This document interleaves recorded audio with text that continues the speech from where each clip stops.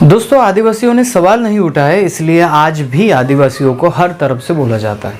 आप यहाँ के हो, आप वहाँ के हो। क्या आदिवासियों को कोई मत देने का अधिकार नहीं है?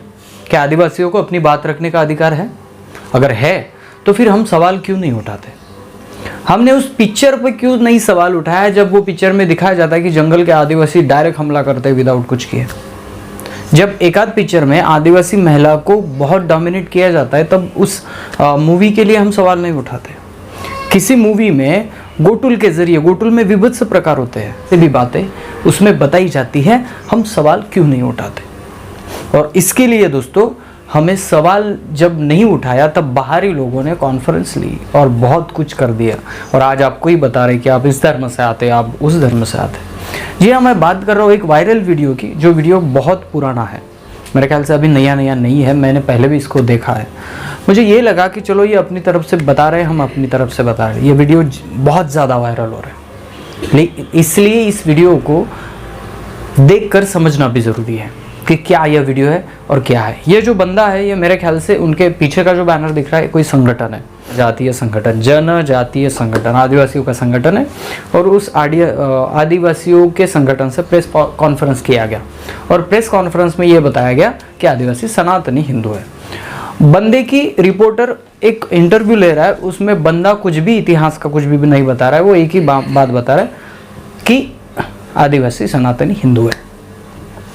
तो दोस्तों, इस वीडियो पर बोलना बहुत ज़रूरी है। मैं ये नहीं कह रहा हूँ, संविधान में उसको अधिकार है, वो अपनी बात रख पाता है, तो हमें भी है, हमें कौन सा नहीं है, तो हमें भी अधिकार है, तो हम भी अपनी बात रखते हैं। दोस्तों, जो वायरल हो रहा है वीडियो देखने के बाद, आपने देखा ही होगा, वो वीडियो देखने के बाद मेरा भी वीडियो ज़रूर देखें, आपको थोड़ा सा समझ में ज़रूर आए। बंदे ने पहली लाइन और लास्ट लाइन वही कही है कि आदिवासी सनातनी हिंदू है। मैं पहली बात बता दूँ, आदिवासी है कौन, इंडिजिनस पीपल है कौन, इसका पहला वो अभ्यास करें। इंडिजिनस पीपल जो होता है, वो आदमी वो है जो इसने प्रकृति को सीखकर एक नया कल्चर आपके सामने रखा है, एक नया जीवन यापन स्टेप बाय स्टेप चले। मानव की शुरुआत जब से हुई, वो गुफा कंदरों में रहने लगा, उसके बाद उसको धीरे धीरे पता चला, यानी वो अपने पेट तो पालता था, उसके साथ वो सीखता था प्रकृति के साथ। धीरे धीरे सीखते सीखते वो ये समझने लगा कि संगठन ही एकमात्र पर्याय है। संगठन से रहने लगे, जो संगठन में रहने लगे उनको दिमाग लगाए कि नहीं, हम अगर संगठन से रह सकते हैं तो हम गुफा कंदरों में नहीं तो हम ज़मीन पे भी रह सकते हैं। इस पेड़ पौधे वृक्षों का हम अच्छी तरह से इस्तेमाल करके एक घर बना सकते हैं। घर बने, गांव बने, गोंदोले बने, कोट बने, चक्के का रिसर्च किया गया और इंसान की स्पीड बढ़ी। उसमें आँख का भी रिसर्च बहुत महत्वपूर्ण रखता है, और ऐसे चला ये कल्चर आगे बढ़ते बढ़ते। जब आदमी को सभी जो वस्तुएं हैं वो मिलने लगी, उसको बाकी इसमें सोचने का टाइम मिलने लगा सामाजिक क्षेत्र में, तब धर्म बने। और आदिवासी इसलिए इस शब्द को जोड़ा जाता है। इंडिजिनियस पीपल, ट्राइबल पीपल वो है जो इस धर्म के पहले से। आदिवासी वो है जो अपनी रूढ़ी, परंपरा, प्रथा को लेकर चल रहा है, किसी धर्म को नहीं।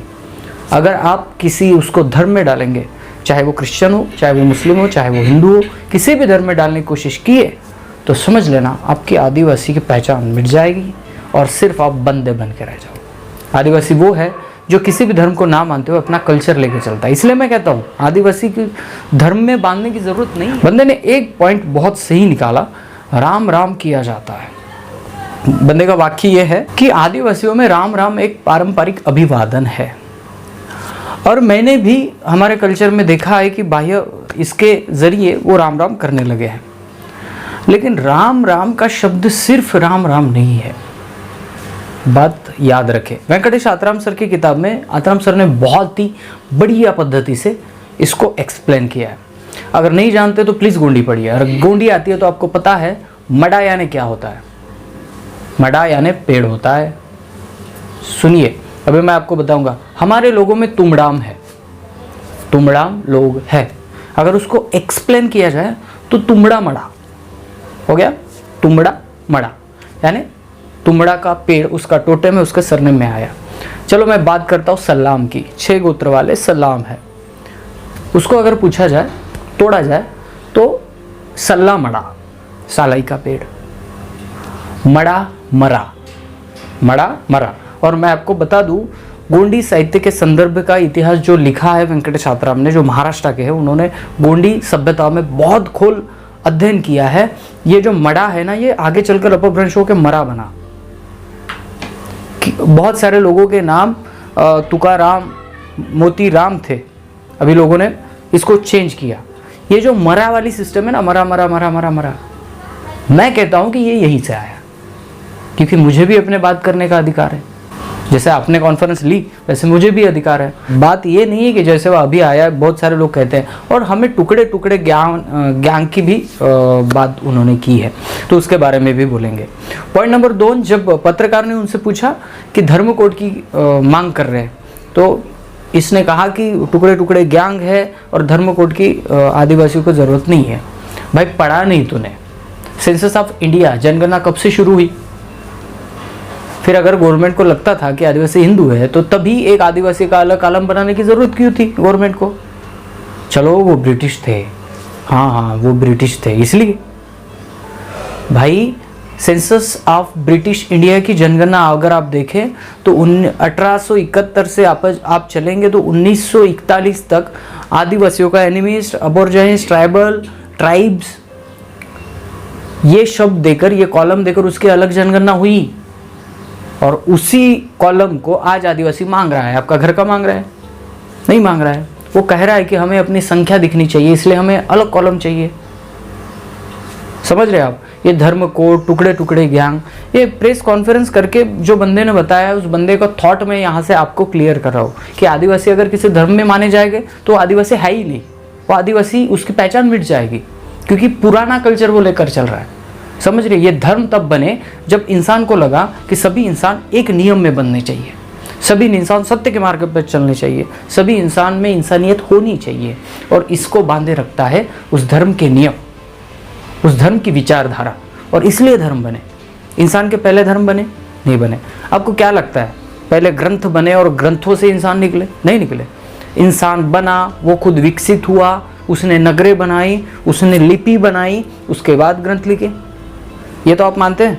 तो इसका अर्थ ये है कि आदिम जाति जो ट्राइबल लोग हैं, वो कला जानते थे जो लिखने पढ़ने की नहीं थी, मुखोद्गत थी, और वो आज भी उनके गीतों के पाठों के अनुसार आज भी है, आज भी वो कर रहे हैं।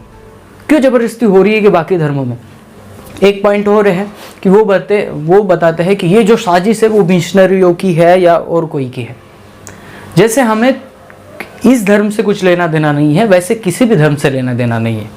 लेकिन बात एक मैं बता दूं, बिरसा मुंडा के साथ बहुत सारे ऐसे लोग हैं जो डीप एरिया में थे, वहाँ पे क्रिश्चियन लोग पहुँच गए थे, और क्रिश्चियन लोग वो धर्म अपनाए नहीं अपनाए ये बात तो दूर है, लेकिन क्रिश्चियन लोग जैसे बिरसा मुंडा उनके स्कूल में पढ़े, क्योंकि शिक्षा का अधिकार इधर नहीं होता था, तब क्रिश्चियन लोगों ने उनको शिक्षा का अधिकार देने की कोशिश की है, और शिक्षा लोगों ने वहीं से ली है।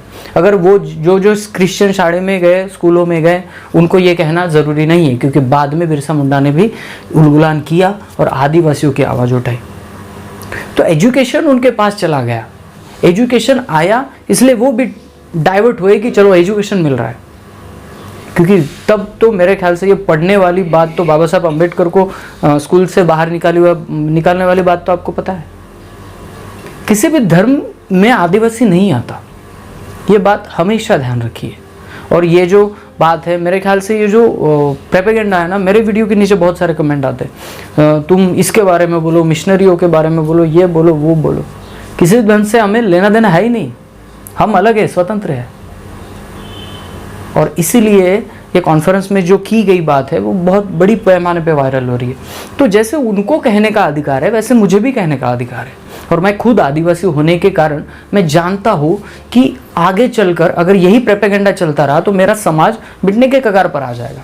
तो इसीलिए किसी धर्म, किसी समुदाय, किसी संगठन, जो भी है संगठन, मैं उनसे ब्लेम नहीं कर रहा हूँ। मैं एक ही बात आपके सामने रख रहा हूँ कि ये जो बातें हैं, ये बातें इतिहास में जाके समझनी ज़रूरी है। जो जिस क्षेत्रों में काम की वजह से बस गए, शहरों में आने की कोशिश हुई उनकी, तब जो भी आसपास एटमॉस्फेयर है, वातावरण है, उसमें वो विलीन हो गए। आज भी उनके गांव में खैरोमाई और गांव के बॉर्डर पर भीमालपेन आपको नजर आते हैं। यही मतलब है कि उन्होंने शायद विचारधारा को बदल दिया हो, विचारधारा उनको समझ में नहीं आती होगी, लेकिन परंपरा भी उनकी एक ही है। और किसी भी आदिवासी समुदाय के शादी में आप जाकर देखिए, जो विचारधाराएं आप बता रहे हैं वो अलग अलग है। आदिवासी की विचारधारा बिल्कुल किसी भी धर्म से मैच नहीं होती। मेरे भाइयों को सभी को निवेदन है कि आप प्रेस कॉन्फ्रेंस करते हो, कुछ भी करते हो, रेफरेंस लेके बैठो। अगर नहीं बैठना है तो प्लीज़ मेरे समाज को गुमराह मत करो। दोस्तों वीडियो में इतना ही, मिलते हैं अगले वीडियो अगले टॉपिक के साथ। तब तक के लिए जय सेवा, जय जोहार, जय आदिवासी, जय गुणवाना, जय भीम।